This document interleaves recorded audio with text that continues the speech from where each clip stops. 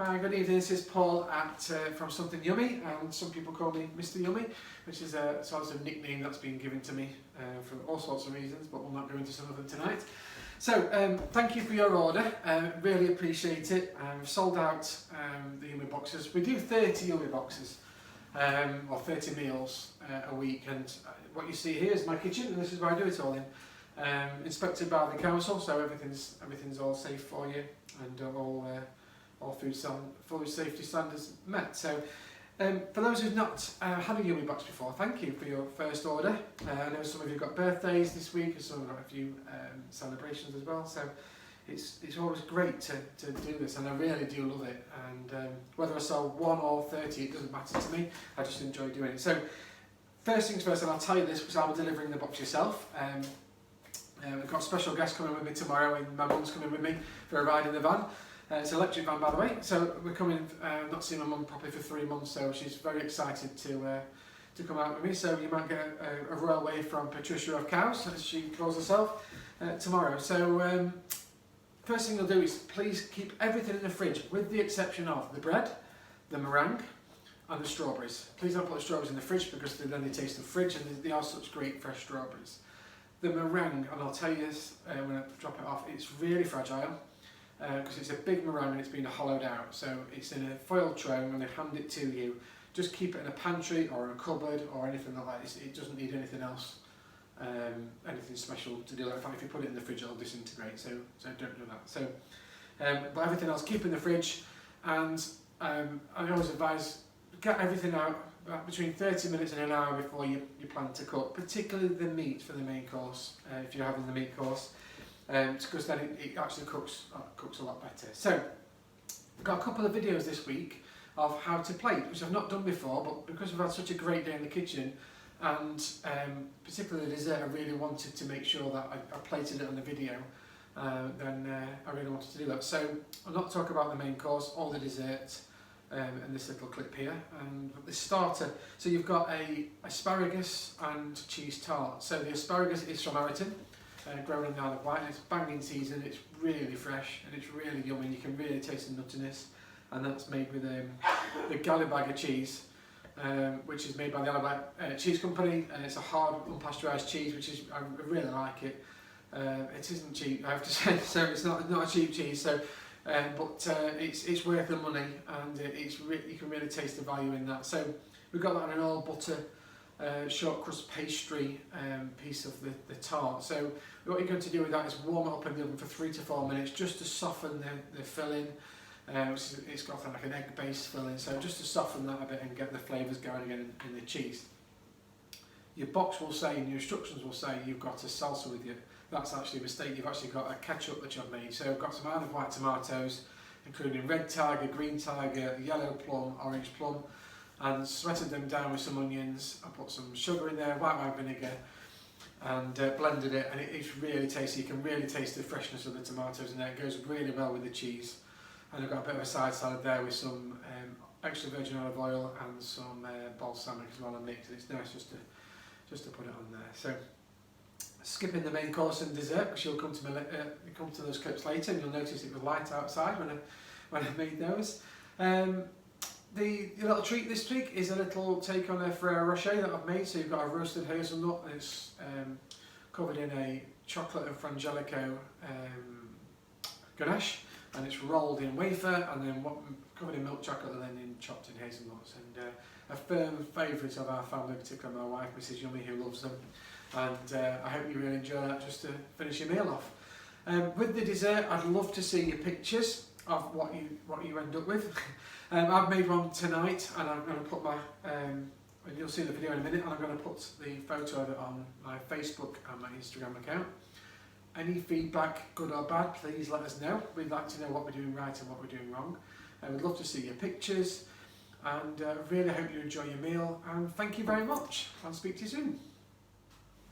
Hi, so this is quite new for us, as many people will know who's had Yummy boxes before. We normally get a video just of me talking about what's in the box, but for this time, because we've had a great day in the kitchen, and the dessert's quite a tricky plating, I wanted to show you how I were going to plate your main lamb course. Very similar to the aubergine vegetarian one because just literally replacing the aubergine with the lamb. But just for now, I'm going to show you how to plate the lamb main course. So this has all been in the oven for 9 to 10 minutes, that's all. And it's on 180 fan, which is 200 gas, and the electric mark will be on your instructions. So we've took the lid off the lamb and the lid off the cabbage, and left the lid on the puree because that kind of steams it as well. So I'm going to get out of the oven. I've got my little yummy pots, although I ran out of yummy pots here, so I've got my dressings to put on the various toppings. So I'm going to get out of the oven, and hopefully this is how you're going to do it as well. So hopefully this should go okay. So I've got my lamb here, and I've got my crispy cabbage, and I've got my butternut squash puree. There we go. So I'll start off with the butternut squash puree. So that's been blended, pureed, sieved, all sorts. It's been oven roasted to start with, and it's got some butter in there and salt and pepper. And it's a really sweet addition with the lamb and the cabbage. So I'm going to put this on the plate like so. Just a nice big blob of it here. When you get your box, you'll have either a small tray like this, if it's just one of you having it, or you'll have a big tray for two of you to share. So literally what I would do on this is just put this on there and take the spoon and just spread it out there. So I'm going to build my dish on the actual plate like that. I'm going to get the crispy cabbage out of here. So this has been barbecued on the barbecue, and it's been covered in butter, just so it can oven bake really well, and it goes really well with this dish. And the lamb, so it's an Isle of Wight farm lamb from the meat company. I use it for all my meat, and it's a rump of lamb. It's a really nice piece. It's 240 grams, and so I've seared that so it's pink. Now, if you want it well done, just keep it in the oven a bit longer if you want to.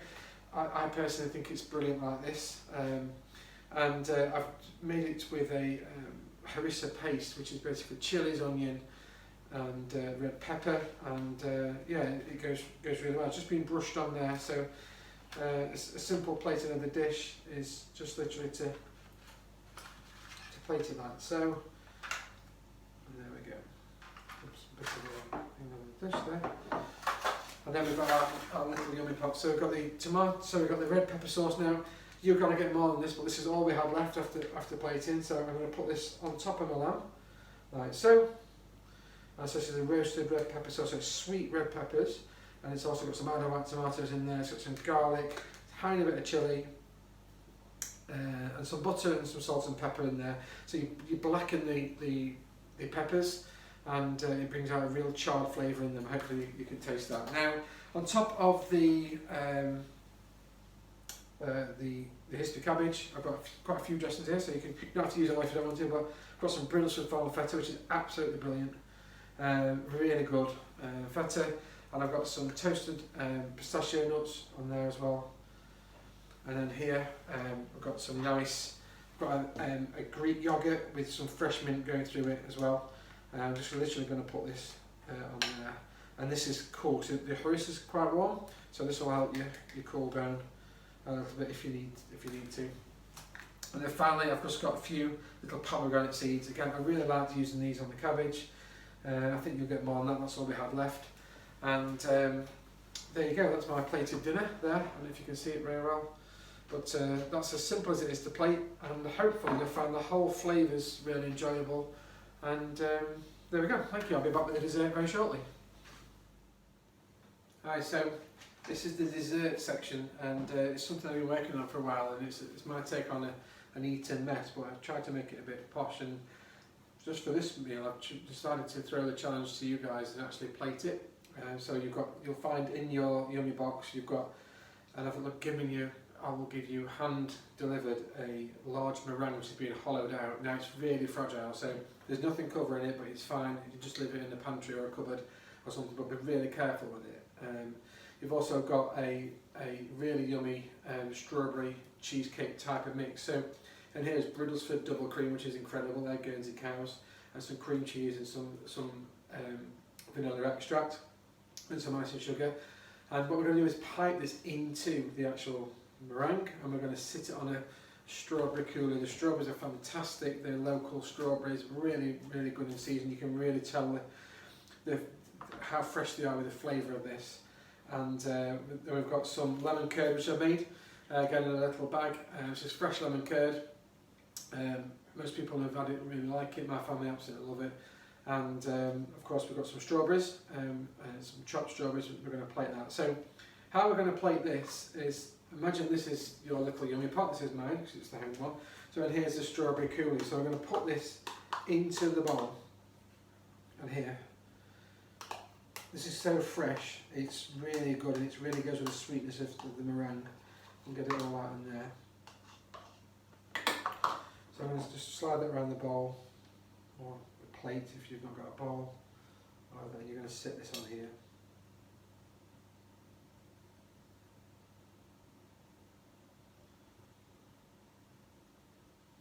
There you go. Now, very carefully snip off the end of the cheesecake mix here. And very, very carefully pick up your meringue. Okay? And we're going to squeeze that into here. So there's some strawberry compote going through this as well. For those of you who had strawberry, there's a couple of allergies, so you've had something slightly different. But as you can see, this fills it absolutely perfect. And anyone think I've done it before. And then we're going to carefully place this. Oops, let me just push this down into this very, very carefully. Push this down into there, and there we go. Voila, as they say in France. So then put the strawberries round. Yeah.